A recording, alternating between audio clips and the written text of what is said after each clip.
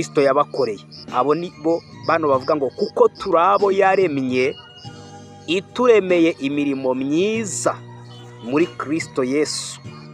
Rwa ngo Imana iturema gutyo bushya yari ituremeye imirimo. Biravuga ngo ituremeye imirimo myiza muri Kristo Yesu, ngo iyi Imana yiteguriye kera ngo kugira ngo tuyigenderemo. Bivuga ngo babandi baremwe bushyashya hari imirimo baremewe yari isanzwe iriho yaremwe kera, yateguwe kera n'Imana, kugira ngo babandi nibamara kuremwa bushya, nibamara kuvuka bwa kabiri, nibamara kuba ibyaremwe bishya, bagendere muri iyo mirimo, bayigenderemo, bayibemo, bayishimiremo.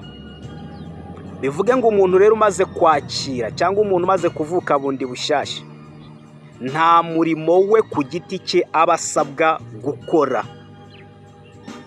ahubwo yishimira imirimo yasanze muri Kristo hahandi yimuriwe. Ni ukuvuga ngo ni nk'uko waba wimuriwe mu kindi gihugu, hanyuma ugasanga hari ibikorwa wateguriwe uzakoreramo, ariko ni ibikorwa nyine wateguriwe, cyangwa se ni ibikorwa wateguriwe uzaza ugenderamo. N'urugero, ushobora kuba ugiye kujya muri Amerika, ugasanga umuntu agiye kukujyana akaba ari we wakuguriye, wagushakiye viza, akagushakira n'itike n'indege. Ubwo ngubwo ni ukuvuga ngo nugenda ukicara mu ndege, ni umurimo uri kugenderamo umuntu yateguye viza, arayigushakira, agutegurira n'itike, byose arabigushakira. Nugenda ukicara mu ndege, kandi yaguteguriye n'ishuri. Wenda tugiye kwiga muri Amerika, yateguye n'ishuri, yaramaze no kuryishyura, yakwishyuriye n'ibyo uzakonsoma byose. Hanyuma rero we nugerayo ntabwo uzajya kuvunika kugira ngo ubone ibyo urya, ubone imibereho.